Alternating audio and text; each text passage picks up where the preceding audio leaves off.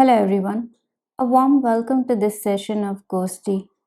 We have a special guest with us. She is the director and co-founder at the International Solar Training Institute in Gurgaon, Haryana. And I say special because my first impression about her was that she is a homemaker. I did not know that she is a working woman, let alone that she has started her own training institute. Without much further ado, I would like to welcome Ms. Abhilasha Goswami. Welcome, ma'am. It's an honor to have you with us in Ghosty. First of all, I would like to congratulate you, Datta, for this wonderful initiative, which has been so aptly named Goshti. I feel honored to be on this platform. Thanks for having me here. Thank you, ma'am. To begin this session, tell us what led you to start a training center. Uh, to be precise, we started our journey in 2013 with the rooftop solar installations and small EPC solar projects with our parent company called Aston Greens. Um, and the journey was full of various ups and downs. It was, I would say, a very unripe phase for renewables market in India, and we were fighting a plethora of issues. Um, but those were very powerful learning experiences for us. So ultimately, which led to the conceptualization of ISTI, which is our Solar Skills Training Institute. I'd be glad to share here that we have a very young and energetic team of trainers who I would say are the backbone of our institute. Our team comprises of highly trained and experienced professionals who have more than 20 years of cumulative experience across solar PV projects. Uh, I would like to introduce Mr. Muhammad Shahid, who has close to 12 years of industry experience. Along with him are Mr. Hasim and Mr. Jitendra. So these guys together hold greater than 5 gigawatt peak of solar PV experience. Talking about managing committee, it comprises of myself and retired Colonel Dr. N.B. Saxena, who has around 40 years of experience in construction skills industry, and he is a veteran in this field. So I would say that we are very blessed to have this highly efficient and comprehensive team of trainers.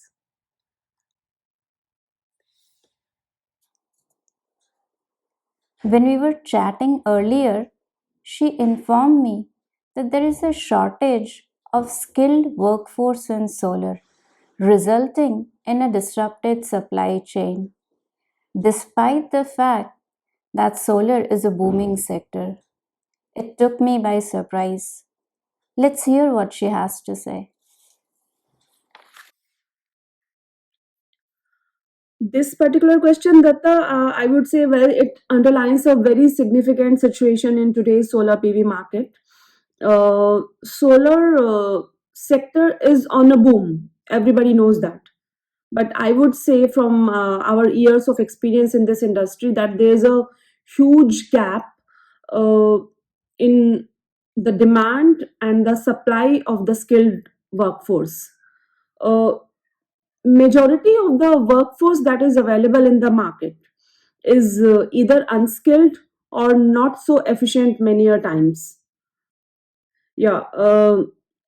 So all this is leading to the increased cost. First thing, it is leading to increased cost on the contractor side, and the second thing is that it leads to a lot of rework, and you can count also safety lapses due to unskilled workforce as one of the major issues. Also, one thing I feel is that the RE sector, even though they have been grappling with these issues for so long, but they are, yet to recognize the power of productivity and an efficient and fully skilled workforce in this area. Uh, We, through ISTI, are trying to bridge this gap through, by providing productivity and quality focused training, which is based on time and motion study. And we are in partnership with multiple tracker suppliers from Europe and China to handle this situation. Long term vision, yeah. So before proceeding to answer this, I would stress that at the core of ISTI, we have a value system which is driven by a desire to empower the poor of the social strata, and also at the same time act as a catalyst in achieving poverty eradication. Our concept to do this is very simple. We lead them to the path of knowledge. We train and create employment opportunities for them, and then show them the path to grow financially stable.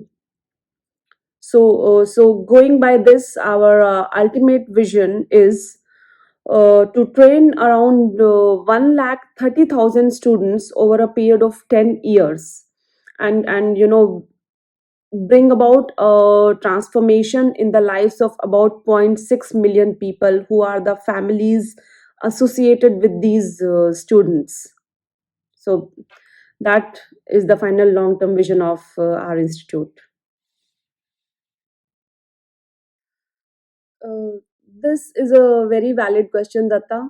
Now, although we have stressed that the program is primarily aimed at creating a positive impact on the lives of economically weaker sections of the society, but I want to announce from here that it's open to everyone, and there is no need to furnish any financial information to enroll with us. And accordingly, there is no obligation from our side once the program is over. Simple, yeah. My next question to her, and I'm sure many of you have thought of this. We hear about solar and renewable energy everywhere these days.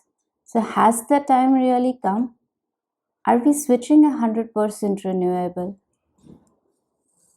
This particular question has two parts. Uh, when we talk about the 100% implementation of solar, we have to think about the tariffs, but also implementation at the ground level.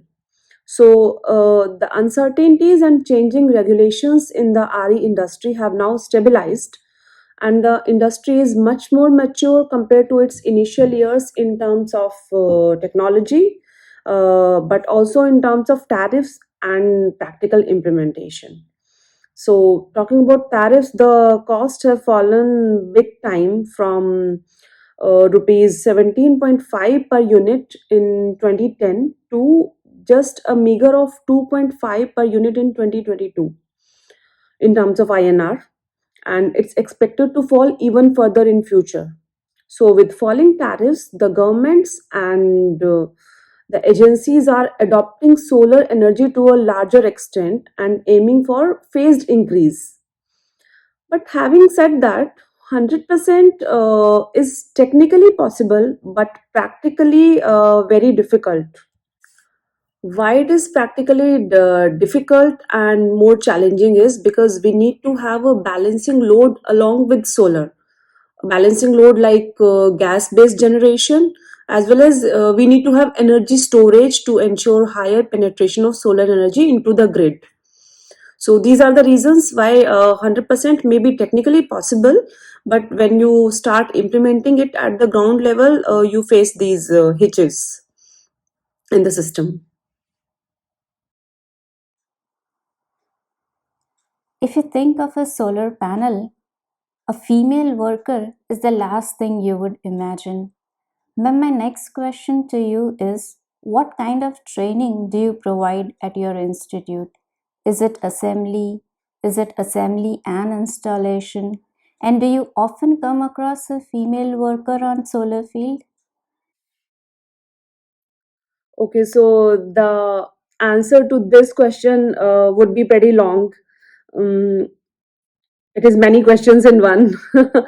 Coming to the key features, while installation and assembly is basic to our training, but a very significant feature of our program is productivity and quality focused training based on time and motion study, uh, which ensures that the workforce which is passing from our institute is highly skilled and efficient, and also they have been time tested against the industry standard KPIs.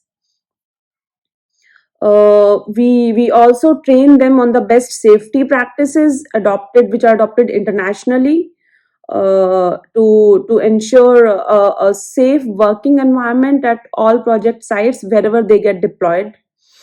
Uh, those are the things about the uh, training that we provide. Now, coming to the point of women workforce, I would highlight something that I have spoken about in one of my interviews elsewhere also, that the real growth, the real progress in the society uh, would be when we start seeing women not only at higher levels in any organization, rather when we start seeing them in such blue collar jobs, like you see them working at petrol pumps, in the auto rickshaw, in the buses. That would be the real progress of the society. So when they are working for such skilling sector and at ground level as a blue collar solar technician, installing solar PV at residential roof, so that would be the real growth. Now, where do we stand on this path of growth?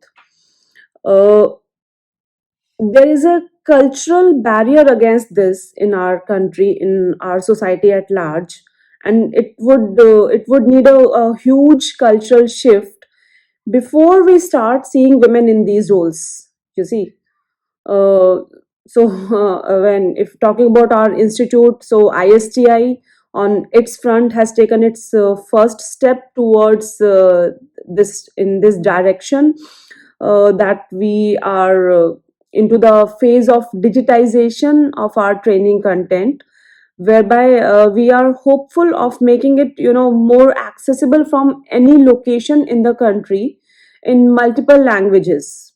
So our course curriculum would be available at the click of a button. So there's a hitch with the parents, so the girl students would not need to come to us for all the training.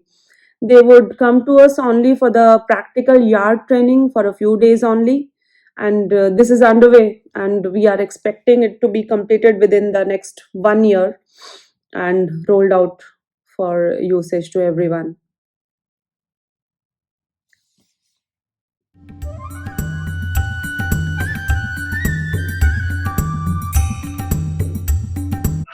And our people are keep on practicing for the pre-assembly member of the tracker. It is Fisher Plate. What's your name? Sir, my name is Nisarla. What's your qualification? Sir, I did BTech from civil. Okay, fine. What you doing here? Sir, I make a fisher plate. Yeah. From the Pre-assembly. okay, from the last 7 days you are practicing on the When I, tracker. when I have started, I took 3 to 4 minutes. After practice, I took 1 to 1.5 minutes. Okay, fine. So is on the top of the floor where our young people are practicing on the tracker. Yes, they are practicing on the tracker from last 7 days. In the first day, they have took the 4 hours or 5 hours to install the one table. But now they take only 1 hours to complete this tracker. It's a PVH. I have experience of the 10 years in the tracker solar projects. This is the toughest tracker whatever I've seen in my career. Basically, they use only the one this sleeve drive and rotates the two tables with the lever arm. So it is very important to take care of the foundation also, because the two lines are attached. If you misalign or there is a difference in the table more than tolerance, then it will be very difficult to install the cables. So this is a VHA, and these people are installing the VHA here. You can see.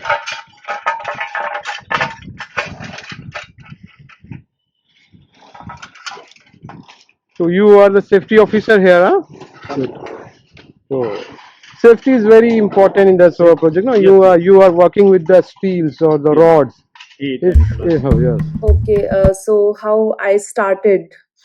Um, as we discussed earlier, that we how Aston Greens was conceptualized in 2013, but we had to wind up its operations due to various practical operational issues. Now, I have been a software engineer with TCS for close to 14 years, and then I had to quit my job in 2018 due to some family responsibilities. Now, I and my husband both are electrical engineers. So, naturally, a lot of our conversations revolved around how, the tech sector and the boom of renewable energy both go hand in hand with each other. So, and that there's a lot to do in the renewables space. So even though I was a software engineer, I was always deeply interested in how about the solar sector, because he is into solar sector. So uh, it was closer to my technical education compared to the work that I was doing. So in 2018, when I resigned from TCS, I planned to take it, head on in another direction, in a proper way. And ultimately, when the in 2020, when the world was battling with COVID-19, so personally, on a personal level, through my family, we saw some people at the bottom of the pyramid. They were most affected due to the COVID wave. So we decided to start this venture with a dual objective, of course. To one is to create these jobs for our brothers who are battling this crisis and unemployment, and also to help the EPC contractors who were also battling the issue of skilled manpower and workforce retention, which I forgot to mention earlier. We had also faced these issues during our operations with Aston Greens. So uh, we decided to handle these at that time, and that's how I, completely jumped into the business of solar. The role at home and institute. So just like other working women, it's always you have to strike a fine balance between these two things. But I would say that I have been blessed with a very understanding family and supportive parents on both sides of the family, who have ensured that I'm able to manage well. In fact, my own daughter, who is 11 years, she has voiced that she feels much happier when she sees me working on this besides managing the home. So, also at the institute, I would say our team of trainers, as I earlier specified, they are doing a wonderful job with full ownership, and I would say that without their support, we can't imagine to reach where we want to reach. And this is why we believe in a comprehensive growth, as we all are symbiotically dependent upon each other, be it family, be it our employees, or our own bosses, wherever we are working. Yeah, so this is how it's running till now. That's pretty awesome. My last question, ma'am, is what advice would you give to working women who struggle to give adequate justice to both the roles that they play? to all the women out there who are playing this dual role, and at times it gets really difficult to strike that balance, or as you said, that who struggle to give adequate justice to this dual responsibility. I would like to say that work hard, but never at the cost of your own well being, be it physical or mental. Also, my final piece of advice would be that never aim to do it all in one go at the same time. Take a step back whenever needed, so that when it's your chance to step further, you are more in control and you can take a bigger and stronger and more powerful leap instead.